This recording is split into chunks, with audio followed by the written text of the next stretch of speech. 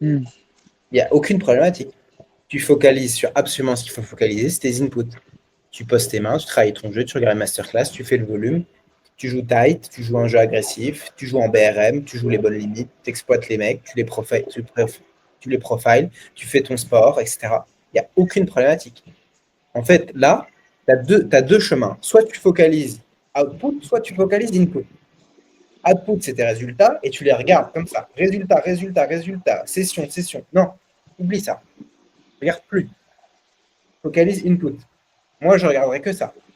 Et regarde ça, toi. Enfin, moi, je serais extrêmement content de la situation actuelle. Hmm. Tu fais les meilleurs inputs possibles. Il n'y a aucune déviation technique. Tu fais le volume en termes de macro, mental et technique, les trois piliers les plus importants de ton jeu, tu es au top. Pourquoi t'es frustré du coup? Moi, je serais extrêmement content de la situation. Hmm. Et tu as de la variance. Et tu as des fois où tu vas faire des sessions à 5K et des fois tu vas perdre 2K. Ça ne fait pas de sens en fait ce jeu. Il faut complètement que tu changes ton logiciel de pensée. Hmm. Tu n'es plus payé à ta fin de ta journée. Tu n'es plus payé si tu fais 10 heures à la fin de ta journée, tu seras payé X. À la fin du mois, tu as X. Non, ça ne réfléchit plus en termes de salaire, de mois, etc. Non. En fait, tu es comme. Ouais, En fait, il faut vraiment que tu sois dans une logique, tu es entrepreneur.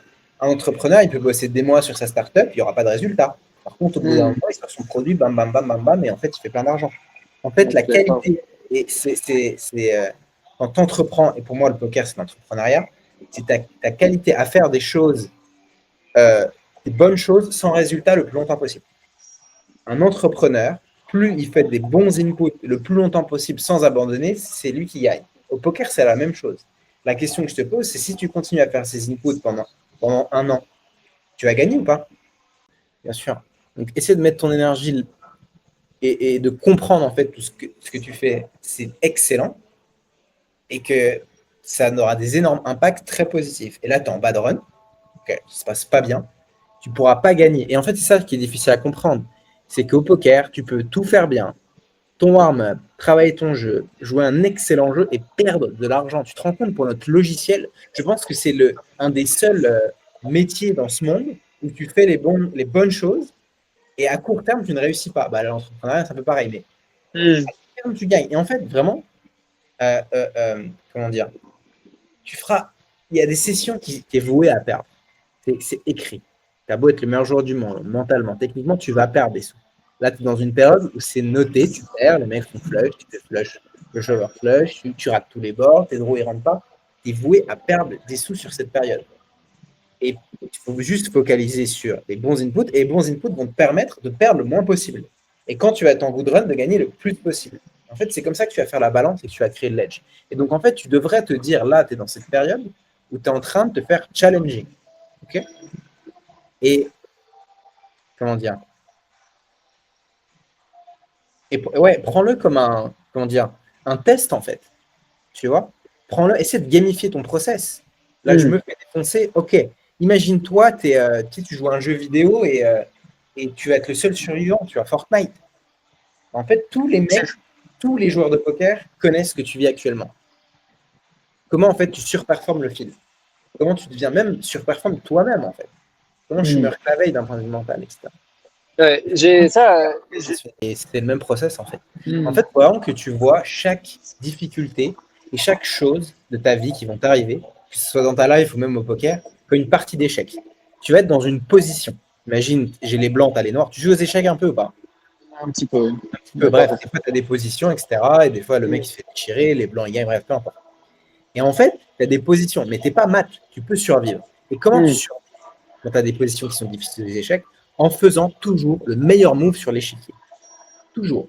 Et si tu enchaînes meilleur move après meilleur move après meilleur move, tu renverses la position. Et ça, c'est l'allégorie des échecs. Et si tu le prends dans ta life et dans ton poker en général, là, tu es dans une situation où c'est difficile, où on te met à rude épreuve, où tu as des bad beats, etc., etc. Ok, c'est passé. Maintenant, à l'heure actuelle, avec tout ce que tu as dans la position dans laquelle tu es, c'est quoi ton meilleur move? Et bien, ton meilleur move, c'est exactement ce que tu fais. Input, travailler son jeu, jouer des bonnes limites, jouer tight solide aggro, etc. Tout ce que tu fais, toutes les bonnes choses. Ça, c'est les meilleurs moves. Et si tu en fais un enchaînement de meilleurs moves après meilleurs moves après meilleurs moves, peu importe la position dans laquelle tu es, en fait, tu vas renverser la position. imagine-toi, tu sais, tu prends un autre exemple. Imagine, tu viens de rompre avec ta meuf. Tu as trois options. Et sur l'échiquier, tu viens de rompre avec ta meuf. Tu vas au bar, tu vas te bourrer la gueule et te droguer. Option 1. Option 2, tu restes en boule dans ton lit pendant 6 mois et tu es dépressif. Option 2. Option 3, tu vas à la salle et en fait, tu travailles comme un dingue et tu deviens le meilleur et tu essaies de comprendre pourquoi tu t'es séparé de ta meuf et comment faire mieux à la prochaine. Option 1, option 2, option 3. Tu prends l'option 3. Tout le temps, on est d'accord, c'est rationnel. Poker, c'est la même chose. Bad beat. Ok, qu'est-ce qu'on fait? Tout le monde vient de se prendre bad beat. La même chose, bad beat. Ok, quelle option tu prends? C'est tout le temps ça, en Ouais. fait. Essaie de juste Ouais. de faire le meilleur move dans la position dans laquelle tu es. Et si tu fais tout le temps le meilleur move, bah, entre le mec qui s'est drogué au bar, qui s'est bourré la gueule, et, voilà, et l'autre qui, boum, il retourne à la salle jour 1, tu crées de l'edge. Et le poker, c'est la même chose. Et donc, quand tu es dans cette situation, dis-toi, en fait, tu as l'opportunité de créer de l'edge par rapport à tes adversaires dans des situations qui sont difficiles. Mm. Challenge-toi, essaie de gamifier le process et apprécie le fait de te faire déchirer parce qu'en fait, tu fais les bonnes choses alors que la population ne le fait pas et en fait, juste tu gagnes de l'argent. Quand tu réfléchis, tu gagnes de l'argent.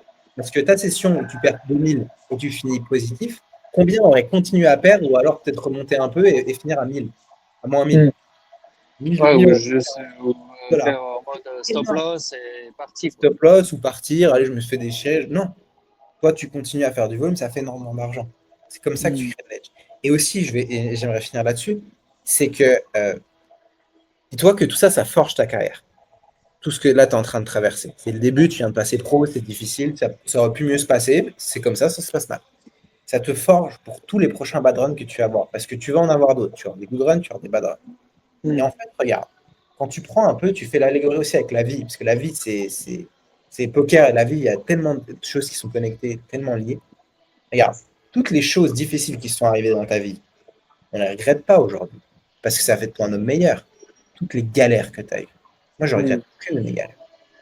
Mm, Tu bien. appris à être Mm. plus wise, tu vois, apprendre à gérer les problématiques, etc. Et en fait, tu abordes la vie avec beaucoup plus de légèreté, parce que la vie t'a fait sortir de ta zone de confort sans que tu le veuilles.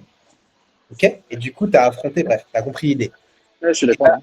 si tu ne regrettes pas les choses difficiles qui sont arrivées dans ta vie, pourquoi, quand les choses difficiles arrivent au moment T, pourquoi du coup, tu n'enjoyes pas le process en fait? Parce que tu sais que c'est bon pour toi. Et du coup, là, tu es en bad run. Mais en fait, c'est excellent pour toi. C'est Parce juste. qu'en fait, et toutes les actions que tu fais, tu vas t'en rappeler. Toute l'image que tu reflètes de toi-même, le cercle vertueux dans lequel tu es en train de rester malgré les bad beats, malgré le fait d'avoir des sessions négatives sur PBT négatives, c'est excellent pour toi plus tard. Et quand tu seras en bout de run, que tu auras remonté, tu te rappelleras de cette période, tu as fait les choses bien, que ça t'a forgé en tant que joueur, tu ne les regretteras pas. Donc, enjoy.